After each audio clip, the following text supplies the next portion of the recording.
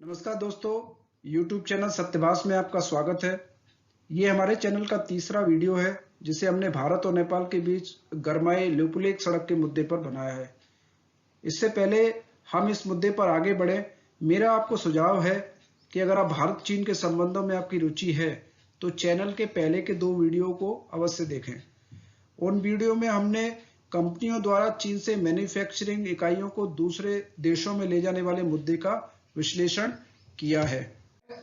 इस वीडियो में हम बात करेंगे भारत नेपाल संबंधों में उठे लिपुलेख लिंक रोड के मुद्दे की।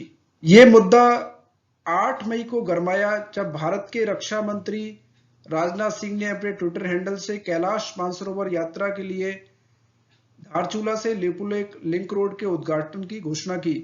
जैसा कि आप इस ट्वीट में देख सकते हैं, कोविड-19 की सिचुएशन की वजह से वो वहां पर नहीं गए थे और वीडियो कॉन्फ्रेंस से उसका उद्घाटन उन्होंने किया था।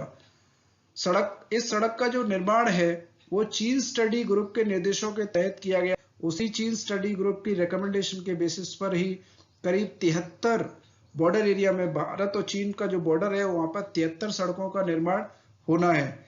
उन 73 सड़कों में से करीब 61 सड़कों का निर्माण बॉर्डर रोड ऑर्गेनाइजेशन को सौंपा गया है, जबकि 12 सड़कों के निर्माण का जिम्मा सीपीडब्ल्यूडी को सौंपा गया है।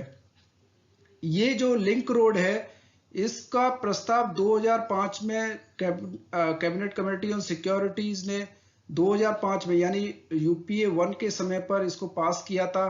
उस समय इसकी लागत करीब 81 करोड़ रुपए तय की गई थी, लेकिन उसके बाद ये प्रोजेक्ट ठंडे बस्ते में चला गया। जब 2018 में इस प्रोजेक्ट को रिवाइज किया गया था तो इसकी जो अनुमानित लागत है वो करीब 440 करोड़ रुपए की बताई गई। ये जो रास्ता है ये एकदम नया रास्ता नहीं है। अभी जो मानसरोवर यात्रा होती है, कैलाश मानसरोवर यात्रा होती है, वो 3 रास्तों से होती है। एक सिक्किम के रास्ते से, दूसरा नेपाल के रास्ते से और तीसरा ये जो पिथौरागढ़ से लिपुलेख पास का जो रास्ता है वहां से होती है। अभी तक जो रोड बाई रोड जो यात्री जाते हैं वो पिथौरागढ़ से घटियाबगढ़ तक जाते हैं। पिथौरागढ़, तवाघाट, घटियाबगढ़ तक ही ये रोड बनी हुई थी। उसके बाद रोड नहीं थी, कच्चा रास्ता था करीब 79 किलोमीटर का, और यात्री इस 79 किलोमीटर की यात्रा को 5 दिन में तय करते थे पैदल रास्ते से। अब जो ये लिंक रोड बनाया गया है ये घटियाबगढ़ से शुरू होकर लिपुलेख पास तक जाता है। इसकी लंबाई 80 किलोमीटर है। पहाड़ों का रास्ता है इसलिए 1 किलोमीटर थोड़ा ज्यादा बढ़ गया है। सड़क निर्माण में इतनी मुश्किल बीआरओ को आई है, इसमें 6000 फीट से लेकर 17060 फीट की ऊंचाई तक इस सड़क का निर्माण किया गया है और काफी दुर्गम रास्ता था। यहाँ पे मशीनें ले जाना बहुत ही मुश्किल था। तो आप समझ सकते हैं ये जो रास्ता है कितनी मुश्किलों से बनाया गया होगा। ये रास्ता बनने, ये लिंक रोड बनने के बाद कैलाश मानसरोवर का ये सबसे छोटा और किफायती रास्ता बन गया है। अभी तक जो कैलाश मानसरोवर यात्री जाते हैं वो 3 रास्तों से जाते हैं। एक लिपुलेख वाला रास्ता, दूसरा सिक्किम वाला रास्ता नथुला वाला, और तीसरा नेपाल वाला। नेपाल और सिक्किम के रास्ते जो यात्री जाते हैं वो करीब 21 दिन का समय लगता है और 80% जो यात्रा है वो चीन की सीमा में करनी होती है। लेकिन इस रास्ते के खुलने के बाद, ये रोड बनने के बाद, अब यात्रियों को 84% जो यात्रा है वो भारत की सीमा में करनी होगी और बाकी की 16% जो यात्रा है वो चीन के रास्ते में करनी पड़ेगी। अब कोई हवाई यात्रा की भी जरूरत नहीं पड़ेगी। 84% यात्रा का मैंने पहले ही आपको बता दिया है। अब इस यात्रा में चीन जो लिपुलेख पास के बाद का जो चीन का रास्ता है उसमें पहला जो 5 किलोमीटर है वहां पर कोई रोड नहीं है। वहां पर यात्रियों को इस 5 किलोमीटर को ट्रैक करके जाना पड़ेगा। अब इसको हम इस नक्शे के माध्यम से देखते हैं। ये गूगल मैप है हमारे सामने। इस गूगल मैप में अगर आप देखें नीचे के बॉटम से अगर चलें तो ये पिथौरागढ़ है, ये भारत का जिला है, और पिथौरागढ़ से ये ये जो काली रेखा गई है ये अभी जो रोड बनी हुई है धारचूला तक, ये उस रोड को दिखाती है। ब्लैक जो लाइन है इस ब्लैक लाइन के बाद जो रेड लाइन शुरू हो रही है, यही वो लिंक रोड है जिसका उद्घाटन रक्षा मंत्री राजनाथ सिंह ने अभी किया है। अभी ये रोड 5 किलोमीटर पहले तक रुक रही है। उस 5 किलोमीटर के इस लास्ट स्ट्रेच को अनुमति के बाद इसको बनाया जाएगा।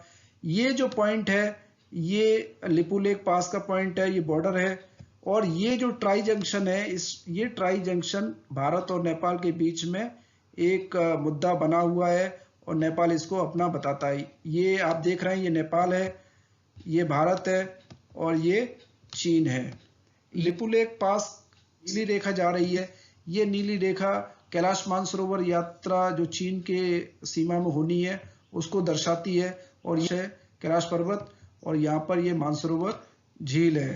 अब हम बात करते हैं भारत और नेपाल के बीच में डिप्लोमेटिक लेवल पे क्या प्रतिक्रिया जाहिर हुई। 9 मई को नेपाल ने प्रेस विज्ञप्ति जारी कर इसका विरोध जताया और इस प्रेस विज्ञप्ति में नेपाल ने भारत को नेपाल की सीमा में गतिविधि तुरंत प्रभाव से रोकने के लिए कहा। ये वो प्रेस विज्ञप्ति है जो आप देख सकते हैं, जो नेपाल ने इश्यू की थी।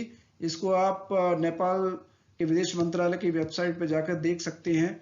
इसमें 2-3 बातों का और उल्लेख किया गया है। इसमें सुगौली संधि की बात की गई है जो 1816 में नेपाल के महाराजा और ब्रिटिश गवर्नमेंट जो भारत में थी उनके बीच में हुई थी।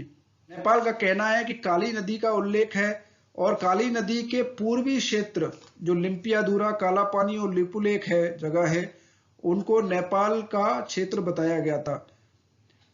इसके साथ ही नेपाल ने 2015 में भारत और चीन के बीच में जो जॉइंट स्टेटमेंट इशू हुआ था चीन में, जब प्रधानमंत्री नरेंद्र मोदी चीन की यात्रा पर गए थे, तो उस जॉइंट स्टेटमेंट में व्यापार को बढ़ाने के लिए लिपुलेख पास का उल्लेख किया गया था। उस पर भी नेपाल ने उस समय विरोध जताया था और कहा था कि बिना नेपाल को कंसल्ट किए इसका उल्लेख उन दोनों भारत और चीन ने कैसे किया। इसके अलावा नेपाल ने एक तीसरा मुद्दा भी उठाया जिसमें 2019 नवंबर 2019 में भारत ने जो नया राजनीतिक नक्शा जारी किया था जम्मू कश्मीर में धारा 370 और 35 हटाने के बाद, उस पर भी नेपाल ने जो प्रतिक्रिया, जो विरोध जताया था, उसका भी उल्लेख उन्होंने इस प्रेस विज्ञप्ति में किया है, क्योंकि उस राजनीतिक नक्शे में काला पानी को भारत का हिस्सा दिखाया गया है। इसके साथ ही प्रेस विज्ञप्ति से आगे बढ़ते हुए नेपाल के विदेश मंत्री प्रदीप ग्यावली ने भारत के जो राजदूत हैं नेपाल में, विनय मोहन क्वात्रा को सम्मान करके डिप्लोमेटिक नोट के जरिए कड़ा विरोध जताया और सीमा के मुद्दे पर अपनी बात भी उन्होंने दोहराई। थोड़ा सा बैकग्राउंड अगर देख ले तो भारत और नेपाल के बीच भारत के गृह मंत्रालय के अनुसार 1751 किलोमीटर की सीमा है। उसमें से 98% जो सीमा है वो निर्धारित हो चुकी है। वो काफी ओपन बॉर्डर है। करीब 24 पॉइंट बताए जाते हैं जहां पर भारत और नेपाल की सीमा खुली हुई है। बाकी की 2% सीमा में लिम्पियाधुरा, कालापानी, लिपुलेख और सुस्ता जैसे मुद्दे शामिल हैं। नेपाल के विरोध के बाद भारत की तरफ से जो प्रतिक्रिया जारी हुई, अब उसके बारे में बात करते हैं। 9 मई को नेपाल ने प्रेस विज्ञप्ति जारी की। 9 मई को ही भारत के विदेश मामलों के मंत्रालय के प्रवक्ता अनुराग श्रीवास्तव ने नेपाल के विरोध को सिरे से खारिज कर दिया और कहा कि सड़क पूरी तरीके से भारत की सीमा क्षेत्र में है, जो कि एग्जिस्टिंग जो कैलाश मानसरोवर यात्रा का जो रास्ता है उसी को फॉलो करती है। इसमें उन्होंने डिप्लोमेटिक मीन से इस बात को सुलझाने की बात भी अनुराग श्रीवास्तव ने कही।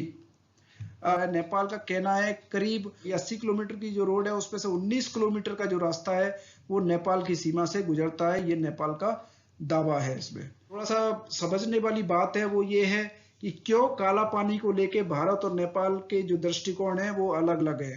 नेपाल कहता है कि जो सुगौली ट्रीटी में जो वाटरशेड का कहा गया है, वो वाटरशेड का मतलब लिपुलेख पास से जो ट्राइब्यूटरीज निकलती हैं उसके बारे में जिक्र किया गया है। जबकि भारत का जो कहना है, भारत का कहना है कि काली नदी जहां पर बनती है, जहां पर ये 4-5 जो जलधाराएं, जो ट्राइब्यूटरीज है वो आके मिलती है, जहां से काली नदी शुरू होती है, वहां से जो पश्चिमी जो जगह है वो भारत की है और जो पूर्वी जगह है वो नेपाल की है। तो इन दोनों भारत और नेपाल के दृष्टिकोण में जो अंतर है वो यही से सामने आता है। नेपाल का एक और दावा है कि उसने नेपाल के जो महाराजा थे उन्होंने 1962 में भारत और चीन के बीच में जो युद्ध हुआ था उस समय भारत की सेना को काला पानी में स्टेशन होने की अनुमति दी थी। जबकि भारत का कहना है कि उसके पास 1830 के दशक के और 1879 के दशक के कुछ नक्शे हैं जिसमें काला पानी को ब्रिटिश भारत का हिस्सा दिखाया गया है। जहां तक 1962 में भारत की सेना को काला पानी में स्टेशन करने की बात है तो भारत का कहना है कि वो एक नो मैंस लैंड था और युद्ध को देखते हुए एक स्ट्रेटेजिक पोजीशन भारत की सेना ने ली थी और काला पानी में वो स्टेशन हो गई थी। इस मुद्दे पर नेपाल में राजनीतिक रूप से काफी तगड़ा विरोध हुआ है। इस मुद्दे पर भी नेपाल का जो शासक दल है कम्युनिस्ट पार्टी ऑफ नेपाल उसकी छात्र इकाई ने काठमांडू स्थित भारतीय दूतावास पर प्रदर्शन किया, काफी उग्र प्रदर्शन किया। और कम्युनिस्ट पार्टी ऑफ नेपाल के जो अध्यक्ष हैं पुष्प कमल दहल, जो नेपाल के पूर्व प्रधानमंत्री भी हैं, उन्होंने कहा है कि कूटनीतिक रास्ते से अगर समाधान ना हो इस मामले का तो इसके अंतर्राष्ट्रीयकरण से भी नेपाल को पीछे नहीं हटना चाहिए। ये काफी बड़ा स्टेटमेंट है और ये दर्शाता है कि communist party of Nepal Bharat के साथ रिश्तों को कहाँ किस रास्ते पर ले जाना चाहती है। ये फोटो आप देख सकते हैं नीचे, जो ये विरोध प्रदर्शन हुआ था उसका ये फोटो है। द हिमालयन टाइम्स जो नेपाल का अखबार है उसमें 11 मई को एक खबर छपी, उसमें बताया गया है कि नेपाल सरकार ने काला पानी के निकट धारचूला जिले में एक छंगरू जगह है, वहां पर सशस्त्र पुलिस बल एपीएफ बोला जाता है नेपाल में, उसकी 25 जवानों की एक टुकड़ी को एक बॉर्डर पोस्ट स्थापित करने के लिए नेपाल सरकार ने आदेश दिया है। ये वो खबर है जो हिमालयन टाइम्स में नेपाल में छपी है। हिंदू में छपी एक खबर के अनुसार सिक्किम की राज्य सरकार ने इस साल कैलाश मानसरोवर यात्रा और नथुला के रास्ते चीन के साथ व्यापार को होस्ट करने से मना कर दिया है कोविड-19 की सिचुएशन की वजह से। इसलिए उम्मीद की जा रही कि भारत सरकार जो लिपू लेक का रास्ता है उसी को इस साल प्रमोट करेगी अगर यात्रा की अनुमति भारत सरकार देती है तो। यहाँ पे चीन से व्यापार 2006 में शुरू हुआ था और कैलाश मानसरोवर यात्रा 2018 में शुरू हुई थी। इस मुद्दे का समाधान कैसे होगा, क्या आगे का रास्ता हो सकता है, इस पर भी विशेषज्ञों की राय बटी हुई है। लेकिन अगर हम नेपाल के विदेश मंत्रालय की प्रेस विज्ञप्ति में जाएं तो उसमें भी ये आशा जाहिर की गई है कि इसका रास्ता कूटनीतिक रास्ते से सुलझाने की उन्होंने उम्मीद जताई है। इसमें एमिनेंट पर्सन ग्रुप की रिपोर्ट की बात की गई है जो 2018 में पूरी हो चुकी थी। ये एमिनेंट पर्सन ग्रुप 2014 में जब प्रधानमंत्री नरेंद्र मोदी ने पहली विदेश यात्रा नेपाल की थी तो वहां पर एक एमिनेंट पर्सन ग्रुप बनाया गया था जो भारत और नेपाल के बीच में जितने भी पेंडिंग इश्यूज हैं उसको लेके एक रिपोर्ट बना के दोनों प्रधानमंत्रियों को देने की बात कही गई थी। इस एमिनेंट पर्सन ग्रुप में नेपाल की ओर से बाबूराव भट्टाराई जो पूर्व विदेश मंत्री हैं वो हैं और भारत की तरफ से भगत सिंह कोश्यारी जो उत्तराखंड के पूर्व मुख्यमंत्री हैं वो हैं। इसके अलावा तीन और विशेषज्ञ नेपाल और भारत की तरफ से उसमें इस ग्रुप का हिस्सा है। उन्होंने ये रिपोर्ट बताया जा रहा है कि 2018 में पूरी कर ली है। इस रिपोर्ट को विधिवत रूप से दोनों देश के प्रधानमंत्रियों को हैंडओवर किया जाना है जो अभी तक नहीं हो पाया है।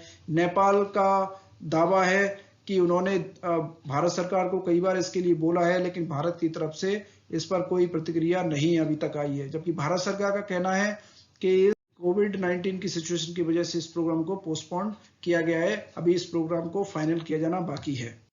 तो दोस्तों ये था लिपू लेक लिंक रोड के मुद्दे पर हमारा विश्लेषण।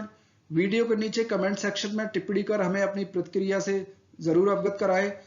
अगर आपको हमारा कंटेंट या वीडियो पसंद आया है तो उसको लाइक जरूर करें और यदि आप आने वाले वीडियो को तुरंत देखना चाहते हैं तो इस वीडियो के नीचे दिए गए सब्सक्राइब बटन को जरूर क्लिक करें, साथ में बेल आइकन को भी क्लिक करें जिससे उस वीडियो की नोटिफिकेशन आपके पास तुरंत पहुंच जाए। दोस्तों अगर आपको किसी और मुद्दे पर किसी और इश्यू पर अगर आपको वीडियो बनवाना है तो नीचे कमेंट सेक्शन में हमें उसके बारे में जरूर बताएं, टॉपिक के बारे में हम उस पर वीडियो बनाने की कोशिश करेंगे। उम्मीद है आपको ये वीडियो पसंद आया होगा। वीडियो देखने के लिए आपका बहुत बहुत धन्यवाद। नमस्कार।